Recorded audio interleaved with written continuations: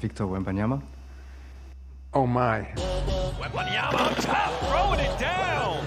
He certainly has all the attributes of a true game changer. Wembanyama. Were you able to catch Victor Wembanyama last night? I did. We're gonna label him like this unicorn thing. Everybody's been a unicorn over the last few years. He's more like an alien. No one has ever seen anyone as tall as he is, but as fluid. Put the ball on the floor, shoot step-back jumpers out of the post, step-back threes, a generational talent. For three. Come on, wee. Welcome back to NBA Today. Rich, I never get tired of watching Victor Wembanyama highlights. Like, he's your favorite basketball player's favorite basketball player. And he's about to be everyone's favorite basketball player. God. And they don't even know it. So, I mean, we said we're not tired of talking about highlights. Should we watch another one? We can watch them all. I'll do this all day. This is going. You better get used to seeing this guy. Well, look, first the hand-eye coordination before the game, getting his drills up with the tennis balls. But that's not what we want to show you. That's just the beginning of this man. And just look, again, this to me is the most important part of his game, the post-up game. Why? Because with his size, you're going to be able to close in on space a little bit. But right here, watching him get out and transition, just steps. It's like, again, it's very similar to Giannis when you see that type of length and athleticism that he has. Well, and then here, watch, a little shimmy, a little shake, and then knocks down the fadeaway at his size. He's 7'5". Yeah, and that's the thing. Look, Kevin Durant, Giannis, like he's a combination of Kevin Durant, Giannis, and anybody else you can think. Rudy Gobert. Like, he's a combination of he's like a poor man's Richard Jefferson. There's so many things that this means. Why is everyone in the studio laughing right now? Like, come on. But this kid he's different. He's special. When Adam Silver is like, oh my. It's because look at this. One dribble from the right way. Oh, come on. Yeah, that's just unfair. It's silly. It's whatever adjective you want to attach to it. The person he's shooting over is my size. Yeah. He's 6'6".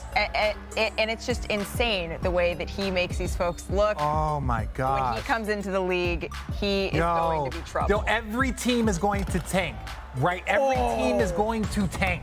Well, we're going to need to come up with some sort of, like, tank for Wembanyama. Whose baby is that? Oh, somebody get those little babies. Look at this crossover, spin move, shimmy, turn around. Oh, my God.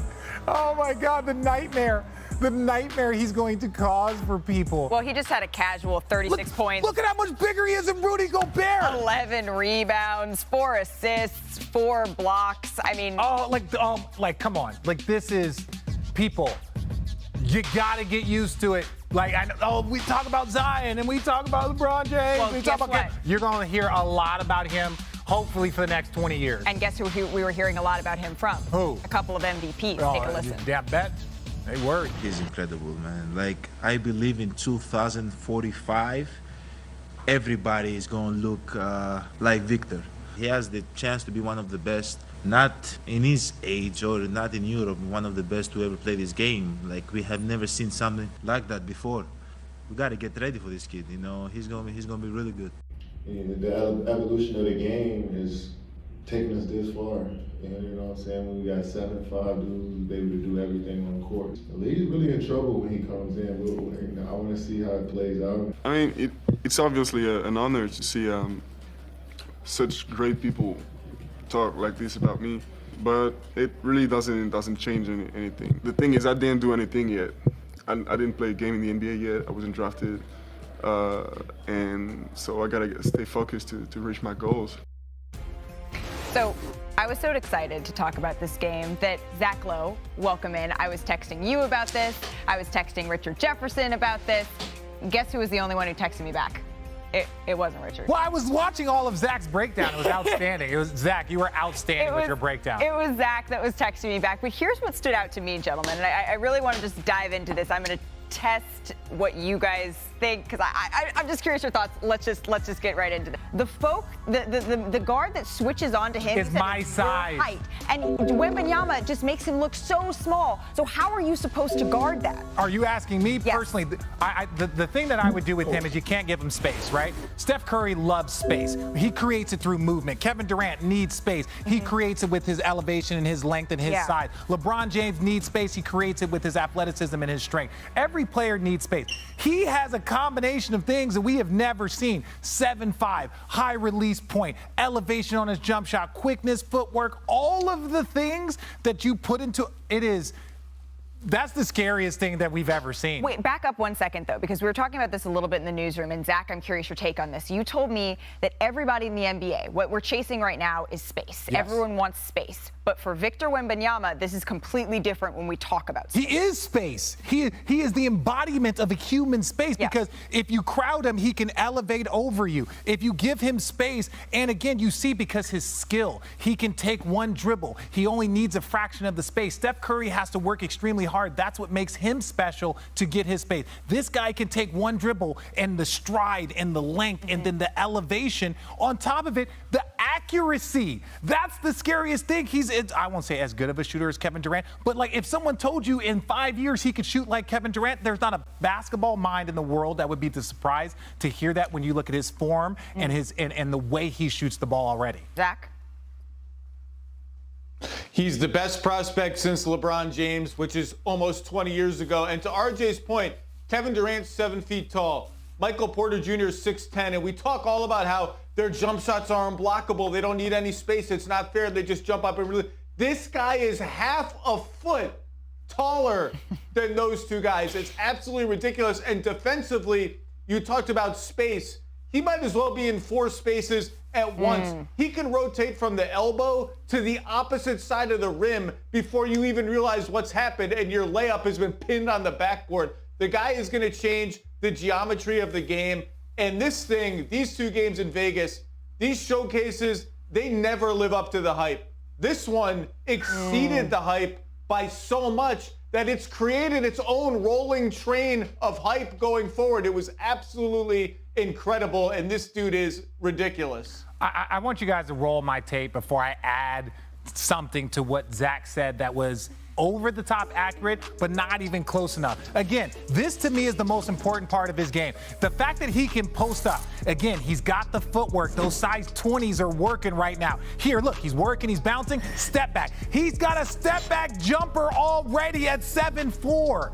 A step back jumper is next level. Now, again, here, out here in space, look, working, taking the time. He's handling contact. When he elevates, there's no one there. That basically means he's shooting in a gym by himself. And when you can do that, players' accuracy goes up. But this is the one thing I want to say. Where's my camera? Zachary said that he is the best prospect we've seen since LeBron James. If LeBron James at that exact moment showed up, Victor would go higher than him. LeBron James and all the things that we saw, and I'm not saying that he's going to be better than LeBron James. What I am saying is right now, I remember LeBron James 20 years ago. That player was 6'7". This person is 7'4". LeBron James would be number 2 if he was the exact same age coming in the exact same draft. LeBron James would be number 2. That's how crazy this kid is as a prospect. Am I lying, Zach? Am I lying? You are not. I agree. Look, you can't teach height, and height with this kind of handle and fluidity is absolutely unprecedented. I agree with you, actually. It's crazy to say. I think LeBron would have been the number 2 pick in the draft, and he might be the greatest player of all time. Yeah, greatest player ever coming out of high school. There had never been a more hyped player coming out of high school until now, because we're all on board this bad boy. Well, Zach, was there something else that stood out to you when you were watching his game? Yeah, my favorite thing really from the last couple of days was all these big guys who have skills like this, and I realize he's bigger than all of them, taller than all of them. They all want to shoot threes and play like guards and do the dream shake, and he can do all that, but what I loved was he likes rolling to the rim. He likes doing big guy stuff. So you watch a play like this, he just dribbles. Oh, wait, this is the wrong play. But anyway, I thought we were getting a different play. This is just a post move, draw and foul. But the way he rolled to the basket, caught the ball on the move, not just for alley-oop dunks, but there was a play in the second game where he rolled down the left side, caught it, one dribble spin, and drew a foul. He had 28 free throws in 2 games. He likes doing big guy stuff, rolling stuff that really exploits his height and skill. And that was really refreshing to see. He doesn't want to just be out there dancing like a guard. And that was, I think, my favorite sneaky thing. 28 free throws and good passing too. He's a really good passer from the elbows, from the perimeter, on the move. Like, there wasn't a lot of weak spots you could point to. Like people aren't fully processing it, and that's why, like, the basketball world, like when Adam Silver, this is what he's like, oh wow, all of us are fawning. There's no way to really, for us, like, as basketball nerds, to express to people what this is. And even looking around sports is like Shohei Ohtani, what he's able to do, right?